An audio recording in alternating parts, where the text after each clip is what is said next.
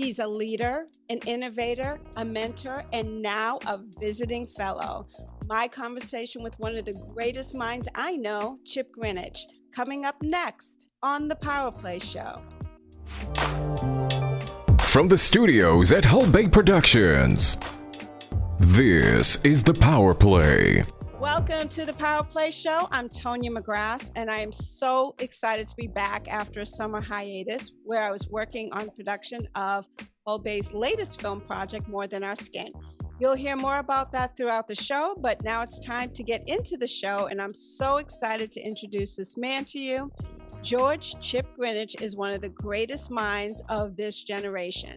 Chip is a Ph.D. candidate in sociology at Georgia State University. He holds a master's degree in human development and psychology from Harvard University Graduate School of Education and a bachelor's in political science and international studies from Morehouse College. Do you feel smart yet? Oh, come on. He is the founder and director of The Greatest Minds, a nonprofit organization that works with college students and young professionals to become the next generation of civic leaders through mentoring, volunteering, and participating. Chip has served in many capacities throughout his career in the fields of nonprofit, government, philanthropy, and education. Most recently, he was president of the Boston Endowment Zone, a federally funded HUD initiative aimed at economic investment in U.S. urban neighborhoods, and the founder and executive director of the National Black College Alliance Incorporated, a nonprofit focused on providing alumni mentors to college and high school students. His work as a convener has also been recognized locally and nationally by several organizations, including the Aspen Institute, National Urban League, and the independent sector. Still feeling kind of smart there? But it's his latest addition to his resume that he's here to talk about today. Chip is now a visiting fellow at the Ash Center for Democratic Governance and Innovation at the Harvard Kennedy School in his hometown of Cambridge, Massachusetts. He's just a kid from Cambridge, but his impact is being felt worldwide. Chip Greenidge, welcome to the PowerPLAY Show. I am so glad to be here with you. I've known you and your family for many years, as you know. Your aunt, Millie Blackman Pierce, was my second grade teacher.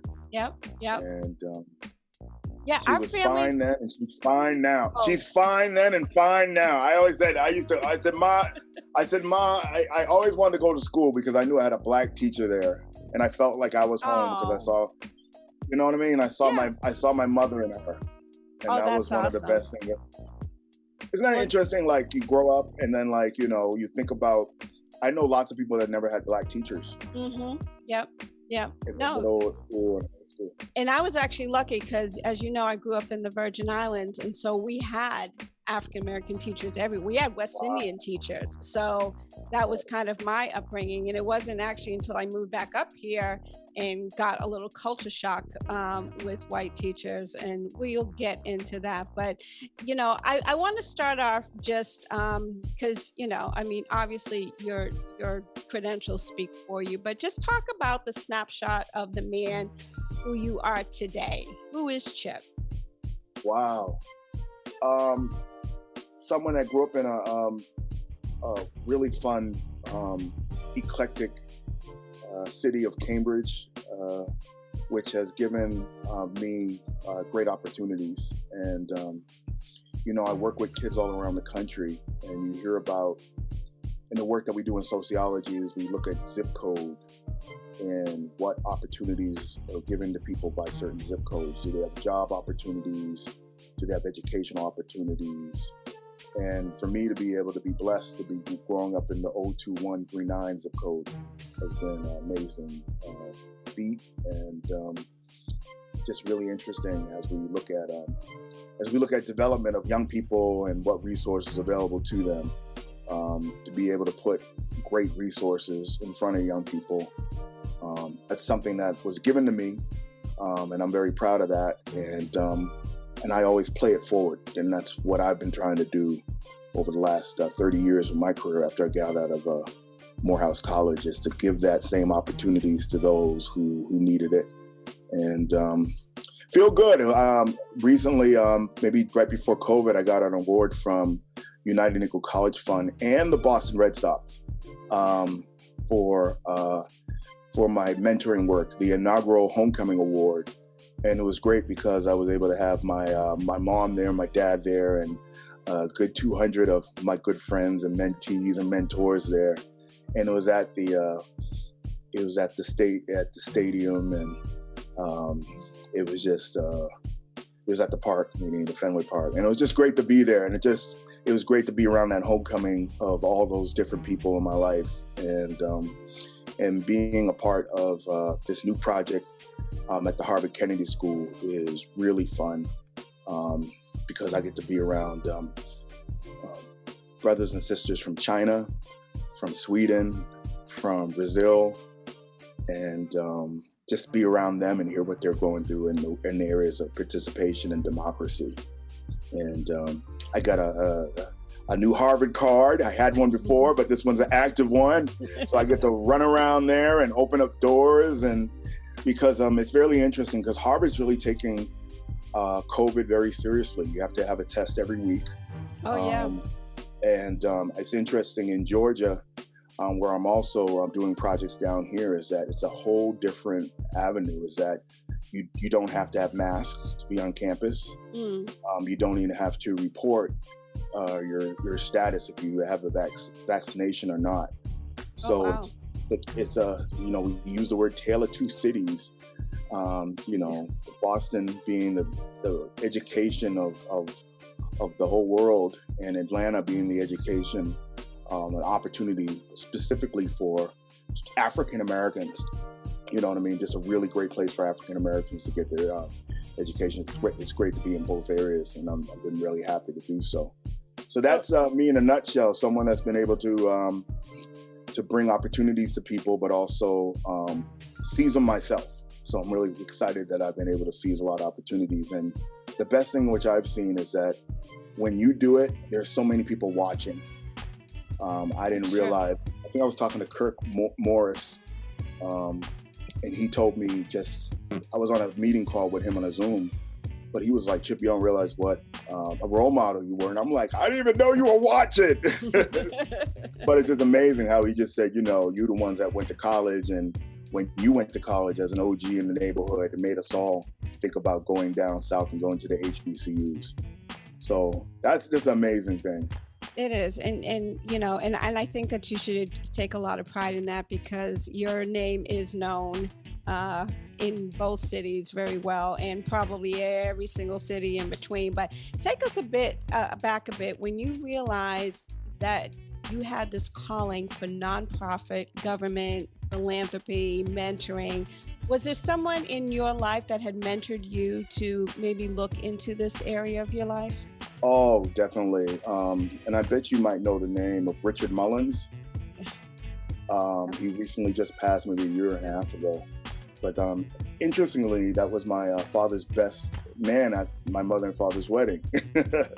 But he was in charge of lots of programs, one called Mass Pep, which was a pre-engineering program in Cambridge and Boston in the 80s, really helping young people like myself and others, young people of color and women, to get exposed to the sciences. And someone going to Fletcher School, they really didn't give us math, and they told us we couldn't handle math and science in certain areas and so forth. So they would kind of give it to us while we hit high school, whereas the 7th, 8th grade at the Agassiz were getting algebra and so forth and prep. But what Mass Pep did was it brought me on the university campuses of BU and Northeastern, which was at 14 and 15, and to do summer prep courses in chemistry. And it was very interesting when I was able to go back the year after. I was ahead of my class. I just knew stuff. Yeah. And it was just really exciting for someone at that age, at 15, to be able to say, I know this and I'm competent in this, compared to a year before where I was struggling and so forth. So, tutoring, and that's one thing about being in that great zip code of 02138 and 39, is that we had those great mentors from Harvard and MIT that were always our volunteers. And so I remember lots of young kids coming to our schools as volunteers and so forth. So I think Richard Mullins was a main impact on me because he was a driver of doing things differently and starting your own nonprofits compared to, like, some people would, go to the YMCA, some of the Boys and Girls Club.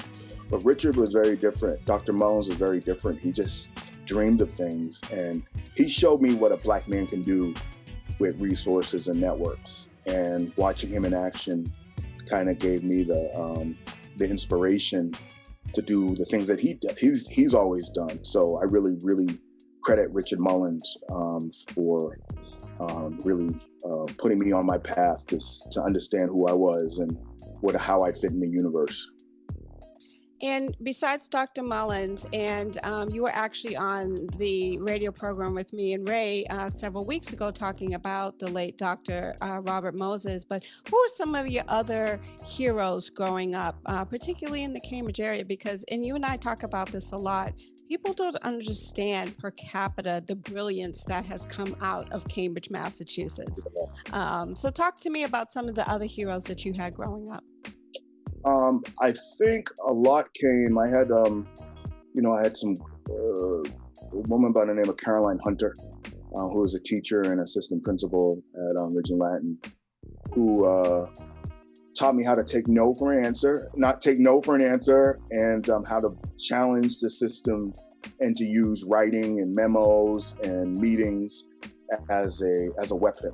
And so I think Caroline Hunter is celebrating her 75th birthday. I saw on Instagram. I'm so proud of her.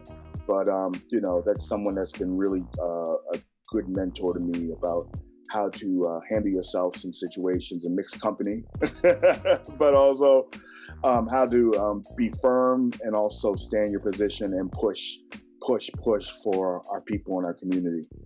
She was also, her and her husband, Ken Williams, were very integral to the Divest South Africa movement in this country and the world, especially with her work in Polaroid. So, I call myself a student of the Caroline Hunter Institute, and very proud of that as well. But also, when I came back to the city of Cambridge, when I was in college at Morehouse, I decided to come back because there's a brand new youth center opening up in 1993. And I think I was like 21 or 22 years old. And it was originally called the Area 4 Youth Center, which is now the Bob and Janet Moses Youth Center. And I thought it was just a great opportunity to come back home and to give all that great work that I learned at Morehouse back to other students and so forth. And so when I got back, there was a guy by the name of Ken Reeves, who was the mayor at the time. And I just ran into him a couple days ago, actually. I was like excited. I'm like, yo, we got a Black mayor in Cambridge. Yeah. But I think he taught me as well as a woman by the name of Anna Faith Jones, who was the president of the Boston Foundation, who I worked at the Boston Foundation as well, to use convening, bringing people together as a way to help get us to work together more, but also to help solve problems. And I think at the Boston Foundation, it gave me the strength to be able to say there's an issue and how to get access to the resources to actually do that. And I'm very proud of you, of your new film project. You know what? Sometimes I got an email from you and I said, she just needs to just put the link as big as possible so I can just click. I will do that. She's a producer. And I said, she wants to put all the words. I just say, we know it's you. Just put a big right there. Click now. And I was like, well, I got to click. But it's just very interesting about the topic that is so taboo that you're actually addressing regarding people and that have Vitiligo, and is that how you pronounce it? Vitiligo. Vitiligo, yeah. Right? And how people are, just through their whole life have been able to be looked at as different, maybe be looked at as different, or it might be a leper or all these other things. Yeah. And how they've been able to navigate their own lives their jobs, dating, and also being a part of the Black community. So I welcome you for sharing those stories of our people who have a certain skin condition, which they can't control. Right. Exactly. And yeah, we will get more into my film, and you'll see a couple clips rather later on. You are the founder and director of The Greatest Minds, which is a very fitting title for you. Talk about what this organization is and why this work is so important to you. Yes. We founded this group in 2008, and it was in Dudley Square where I brought together like 40 young professionals and said, Black professionals, and said, you know what, we need to get more politically active in town. Here we are, we're in our 30s, 30-somethings, and we need to just start being a more political voice. So brothers like Michael Curry, Darius McCoy, young lady Amanda Richardson, Wendell Bishop, lots of other people just came around, and for 4 months we just sat around and said, let's do a large conference. It was great because we had 9 breakout areas, and this was an in-person conference. I know we're not used to that anymore, but it was in Hibernian Hall for a whole 2 days, where we had intergenerational people come. Mel King was there. We invited Mayor Menino to come, and he showed up and he stayed on a Saturday. And the thing I think was funny, because I think Charlotte Gola-Ritchie and told me, she said, you know what, Chip, we go to a lot of things, but you had a crowd there on a Saturday in a June. Yeah. You had and I think the city was was just very impressed that, you know, people wanted to get together on a Saturday. And the best thing was we got to have Mel King show up, Ken Guscott, all these kind of older brothers and sisters that were able to share their stories and get their voices. Sister Jean McGuire, many of them have always been a part of our network, but also they've always taught me how to just, you know, if anyone calls, you make time for them. And especially Jean McGuire and Mel King, anytime I called them to be on any panel talking with young people, they've cleared their schedule, no matter what. You know what I mean? No was not in their vocabulary. And it was funny, I told Jean McGuire, I think she told me she was, I think Jean McGuire is like 90 something right now, the director of Metco. Mm-hmm. And I said, you know, one day, you know, I was like, you know what, this is like maybe like in 1997 or 8. And I was like, you know what, I need to get my own life together in certain areas. You know how we're doing everything for everybody. And I said, you know what, Jean, I'm going to say, I can't do this and I can't do that. I need to clean up some things in my house. I said, my house is a mess. And she goes, Chip, my house has been a mess for 60 years, all right? We got work to do, brother, all right? You come up with the junk and move it over there. We got work to do. Yeah. So it's just amazing hearing that from my house. She said, my house has been cleaned in 60 years. That's hilarious. That's hilarious. You know, your investment in young people is just so inspiring, and the fact that you can bring all these people together with you just speaks to you and who you are. What can you say about this younger generation today, given their mobility with last year's presidential election, the Black Lives Matter movement, and so much more? How would you characterize this younger generation today? Wow, I think they have many abilities that we haven't been able to see, and we need to hear their voice. And they ain't here for the okey doke. I think that I remember just talking to my mom and dad at a young age, talking about doing kind of entrepreneurial projects, and that was kind of like a scratch head to them. It was like, nope, you need to get a government job, and you need to work there, and you need to work your way up. You know what I mean? Like, find a nice job with the government or a corporation. Get a pension. Stay there. Yes. So I think we got that ingrained in our head. Yeah. You know, the 50s and 60s group. But the group under us, they've been able to take risks And I think right now, as they know, is that they call it the YOLO, You Only Live Once by Drake song, is that, they just saw this pandemic and they're like, you know what, I'm not really happy doing this kind of work. And you know what, I'd rather make half the money and be happy at doing something I love than just going to a job I really don't want to be involved in. So it's very interesting now as I do hire interns and young people, they have a checklist for you as well as for you to them. It's like, can I work remotely X amount of days? Right. Can I flexible hours? And if you're not hitting the areas of diversity, inclusion, and belonging that they feel comfortable, they ain't gonna work for you. Wow. That's great, though. That's great. I mean, I'm glad that they have that critical thinking in them because, like you said, our generation, it was like, I spent 25 years in television, one company, that's... Earn your dues, right? That's right. So I think that's great. So listen, we are going to take a quick break, more with the great mind of Chip Greenidge on the PowerPLAY Show. Hi, I'm Tonya McGrath, producer and director of the upcoming film project, More Than Our Skin. I decided to make this film because I saw a need to let the stories of those living with vitiligo be heard. That it's more than the spots you see. It's the feelings, the depression, the community, and the lives of those impacted by an autoimmune disease with no known cure. More Than Our Skin plans to tell the stories of a diverse cast of people who are willing to share their journeys, many for the first time, as they make positive steps to bring understanding, inclusivity, and acceptance to this widely misunderstood disease.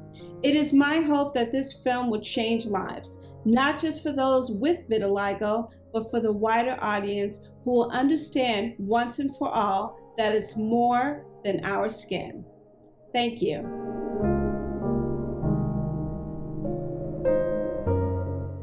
So next week, the city of Boston is holding its mayoral primary, and you had the opportunity to sit down with the candidates one-on-one. Talk about how that all came about, and what were your thoughts? We've been doing this since 2008 when we started Greatest Minds.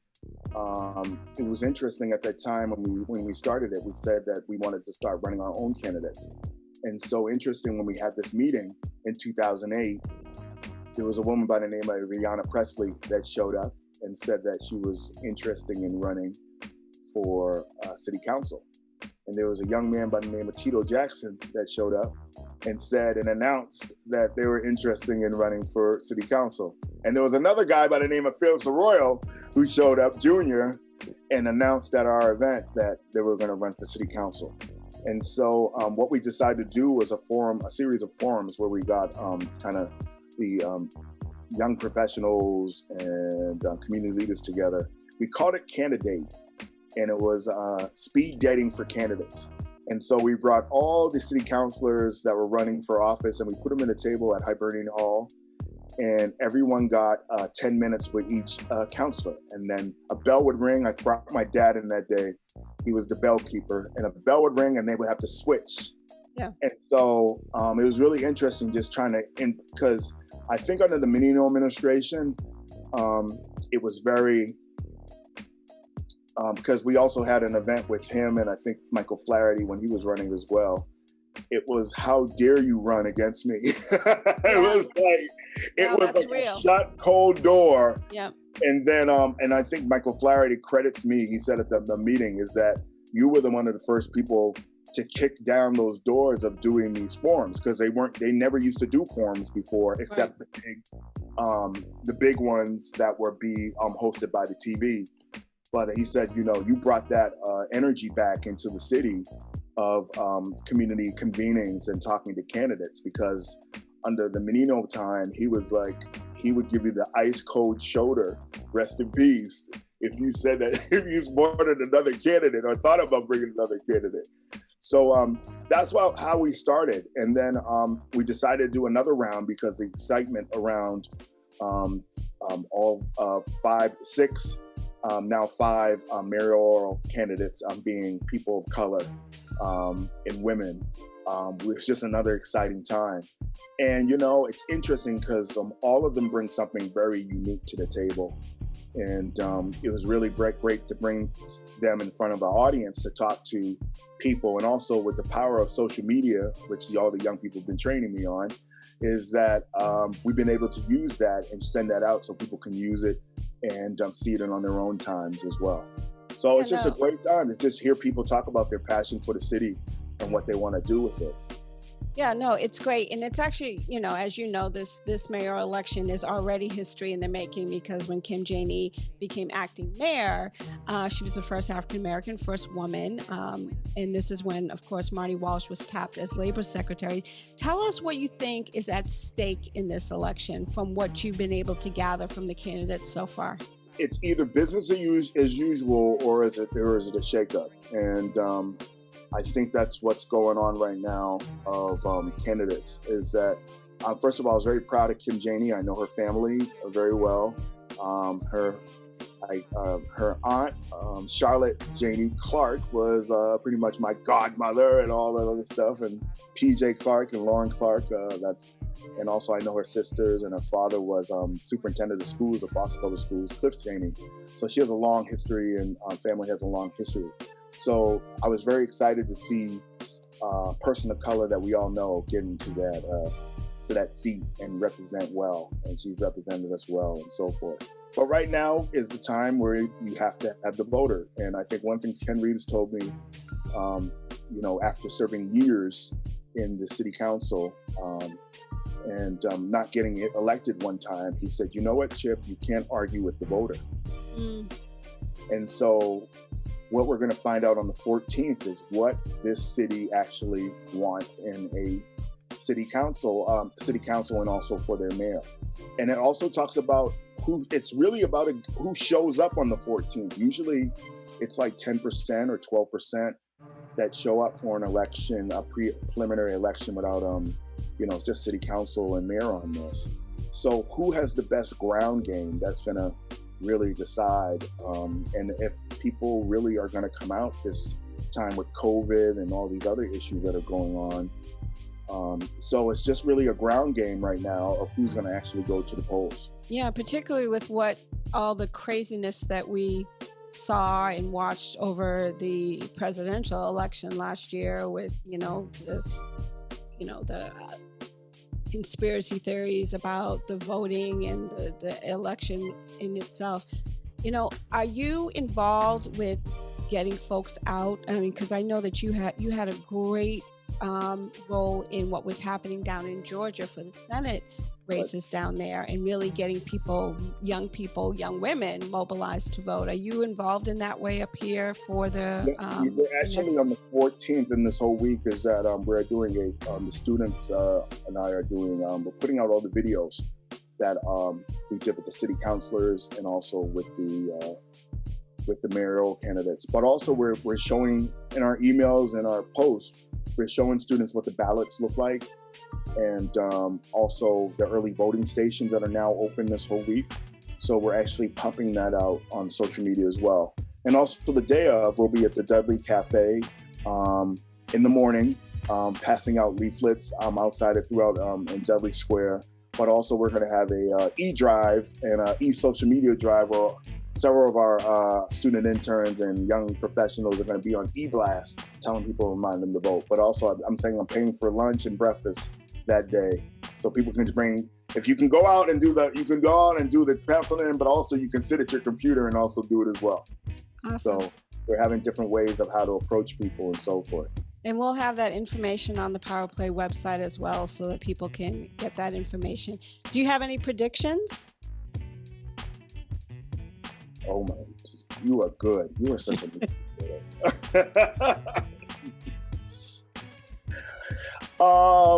I think that it's gonna be I think the voter turnout is gonna be around 9 to 10%. And I think that we will have a very interesting 14th. That's all I'm going to say right now. That's all you're going to say. Okay. You are good. Oh, you're... The Emily Rooney is in you. We need to take another quick break. More with Harvard University's visiting fellow, Chip Greenidge, on the PowerPLAY Show.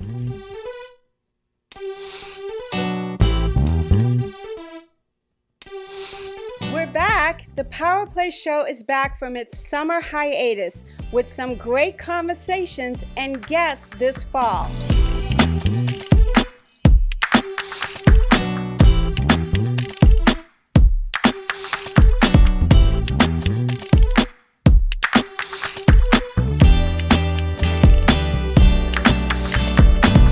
Join me, Tonya McGrath, executive producer and host of the PowerPLAY Show, each Thursday for a new discussion by subscribing to our YouTube channel, by simply searching the Hull Bay Productions Media channel, or wherever you listen to podcasts, including iHeartRadio, Pandora Podcasts, and now Amazon Music.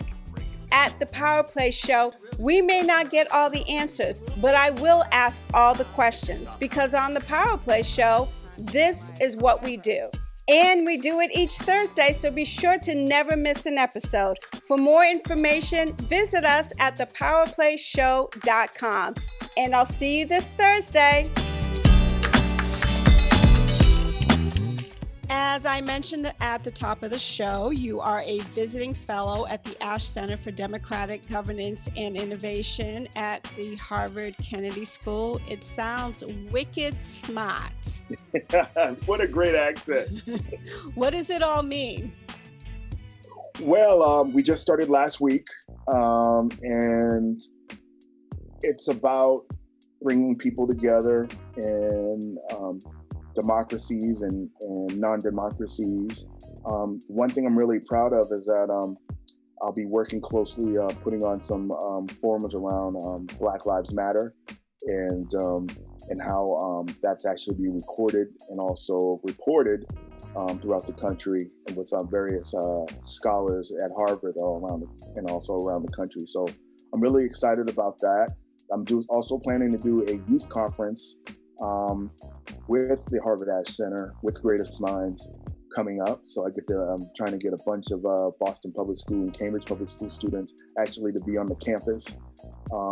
So I would love to have you come by as well if we're doing it in person. Oh, I'd love to come by. Yep, and we're going to do a whole thing around media and all these other different avenues as well. But it's going to be a day conference sometime. I bet we're going to try to do it around January or February. But hopefully the Delta variant and COVID numbers will be a little bit more down around those times. But I'm really excited about bringing those community outreach pieces to Harvard, and also getting a lot of the students, a lot of the faculty and students to meet a lot of the students on the community. And that's one thing. I think when I got back, when I was in my 20s, there was a young professor by the name of Charles Ogletree that was at Harvard Law School, and everyone kept on saying, "Did you meet him? Have you heard about him?" and all that other stuff. And when I met him, he became a powerful mentor to me. But also he reminded me what it meant to be as a professor or someone working at a university, that you have a role of bridging those resources to the community. So all the stuff that I do is in honor of the stuff that Charles Ogletree and Lenny Guinier and Cornell West have always done. It was interesting. I remember I was with a couple of young people in the Area 4 Youth Center and Moses Center back in '94, and we were walking in Harvard Square to pick up some pictures. We actually went to the store and, put the roll in and got pictures out back in the '90s. Right. But we went to go pick up some, and then Cornell West stopped us and started talking to us for 10 minutes in Harvard Square. And one thing that I did with those three young people is I immediately went to the Harvard bookstore and I showed them he writes books. And they were like, we walked immediately right over to the Harvard bookstore, and Race Matters was out, and they just couldn't believe that they met somebody that wrote a book.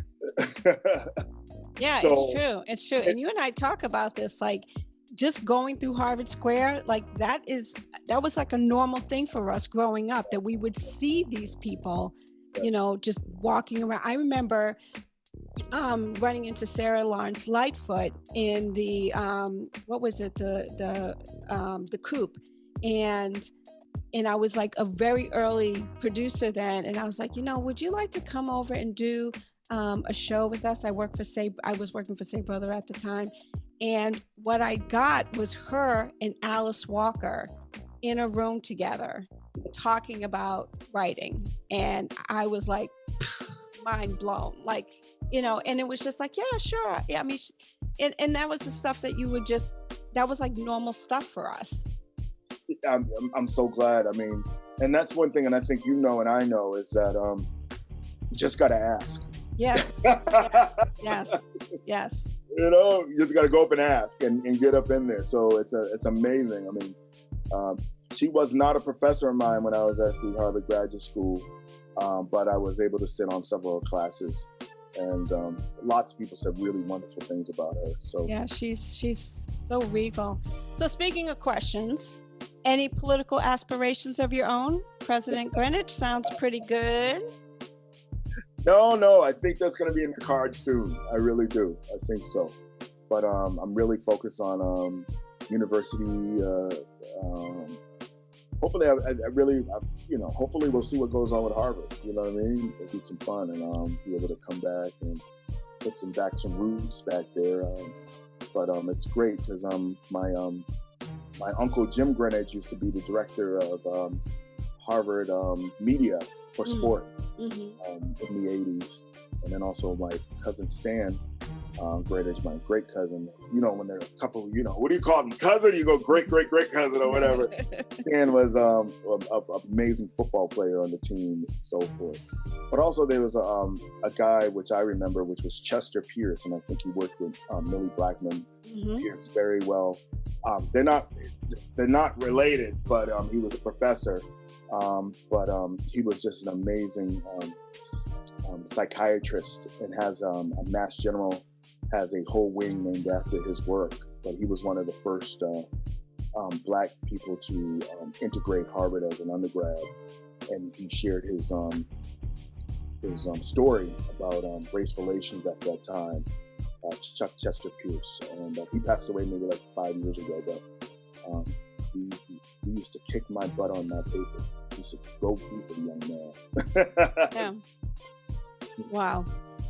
All right, the PowerPLAY show ends with asking our guests 3 questions. And first, dead or alive, who would you sit down and have a cup of coffee with? Let me read that again. The PowerPLAY show ends with asking our guests 3 questions. You didn't tell me this now, all right? I feel like I'm on that Andrew show. Dead or alive, who would you sit down and have a cup of coffee with, and why? I think W.E.B. Du Bois.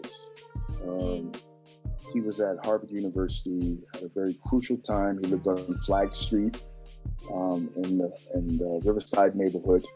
But for him to start organizations at a time when there wasn't anything, like he started the NAACP with a group of people, Niagara Movement. But, now we have all these different networks that were there. But for someone to, tell people that we are human too by his sociological techniques, by doing the Philadelphia Negro, but also being a great Massachusetts. He grew up in Great Barrington. So I think W.E.B. Du Bois is someone I would. Where does your drive come from? Because you are everywhere. You are nonstop. Like, when do you sleep? Where does this all come from? Wow, that's a great question. It's great because yesterday I was able to hang out with a new session in Atlanta called they have a new place called the Black Wall Street. So it's an old Target, which a Black brother repurposed into a place for all entrepreneurs, small entrepreneurs, get to have a space inside of this place where they can sell their product. And so being around this kind of new energy always inspires me, being around artists and entrepreneurs and people that love that. So I don't know the answer to that question. I think just by being around people that are givers and people that want to see better for people like yourself and all that. Just it inspires me to keep on going. And finally, my question, and this can be with you or with the people you mentor or anyone in your circle, how do you determine success?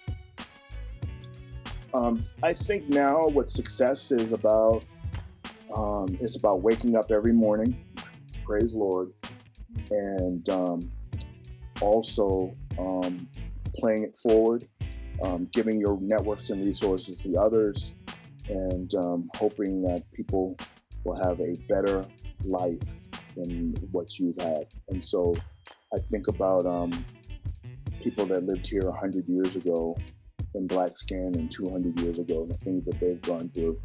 And hopefully that the young people that I mentor are able to get a leg up by me helping them guide them through their own careers and their life. So that's what it is. I really want young people to jump on my back and springboard to go bigger and deeper and larger heights. It's so interesting. You look at the music industry today, you think about Salt and Pepper, you think about all these artists, all of them. You think about Little Richard, you think about all these people that have been taken by their talent. And then you read that Kanye West is 1.7 billion and right. Nicki Minaj is 220 million. And you think about all these people that paved the way in music and hip hop and dance and all those other things that we now are able to amass fortunes for our creativity that we've been doing for years. And so I'm excited about that because I'm hoping that my legacy will do the same. And I give it up for Otis Redding and the Supremes and all the early Motown groups and all of them for showing us what black talent was on a 2-station. Remember, we only had 3 stations at one point. Now we have 600. But just showing the world what black talent is, and now it's just a marketable thing, and that we can make money in our own pockets without it going to all the producers and all these other different company revenue. So I hope that answers that question. It does. Chip Greenidge. Thank you so much for being my guest on the PowerPLAY Show. Where can folks learn more about the Greatest Minds? Yep, they can go to gminds.org. And also, me and my students have developed my own website. It's georgegreenidge.com. So I'm really excited about that for this whole year. But also, you know what? Governor Greenidge has a great ring to it. I like Governor Greenidge. And I like your communications director, Tonya McGrath, as well. So look for that. I'm really serious. I've always run away from politics. I always wanted to be the person to kind of connect with. I think these times and days, and Ayanna Pressley being someone that's been inspired me as well. Tito Jackson, Mel King, all of them, is that there will be a little time I think I'll be able to jump in the ring. So I look forward to that. Oh, I will be right there with my big, vote for George, vote for Chip, whatever you want to call it. We're going to use Chip. I love Chip. I mean, it's funny because, you try to, down here, and in Georgia, I tried to change my name to George, but people are like, oh, you mean Chip? Because of my Morehouse connection and all that. So you got to just embrace it. Chip, my friend, thank you so much. This was a lot of fun.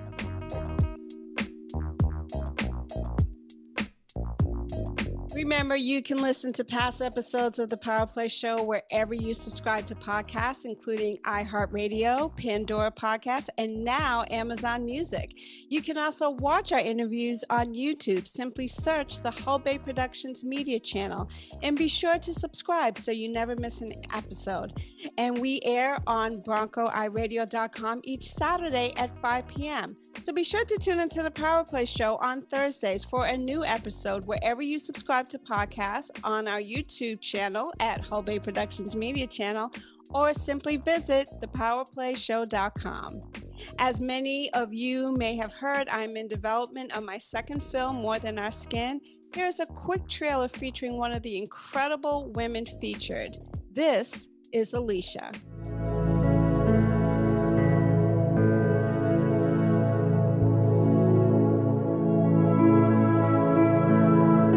great friends, but you always had the bullies. So there was one in particular. It was VK, and he was awful. He was 2 years older than me. I think anytime he passed me in the hallway, he called me Spot, like any chance he got. And he, there was a few. He was the worst. So I'll just focus on him. But, I remember one time we were walking home in the park, and he grabbed my winter coat and threw it in the dumpster, just to be a jackwagon. and it was just, he's like, go get it, Spot. And my sister wasn't there. So I had to go get it. And it was like, what, why? Just because I look different. And Spot was definitely the nickname that everybody gave me, and that was hard to hear.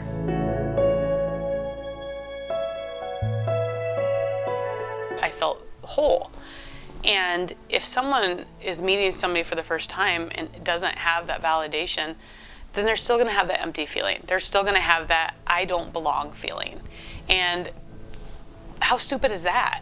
Like, you're coming into a community because they look like you and know what you're feeling, and then if somebody says, well, your spots aren't as bad, that's so insulting and so horrible. I had that happen to me at a conference in Detroit because they said, I don't even see your vitiligo. And it's like, I'm at a vitiligo conference, what? Like, it is, it's, you want to feel included because we haven't been included.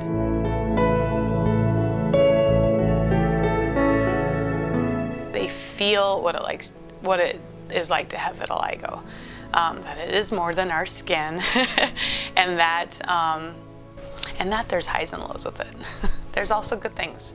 I've met incredible people because of my vitiligo that I never would have met in my life, ever. I never would have went to Detroit. I never went to DC like that. I never would have met these people and connected. It's crazy because I have a second family that I'll always have, and it's precious.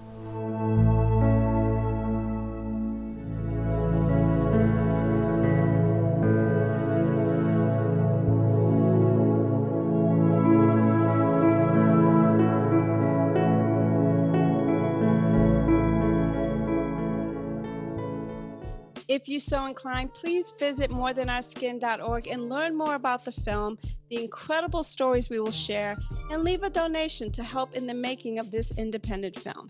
$5 or whatever you have, every donation makes a difference. Until next time, I'm your host, Tonya McGrath. Stay safe.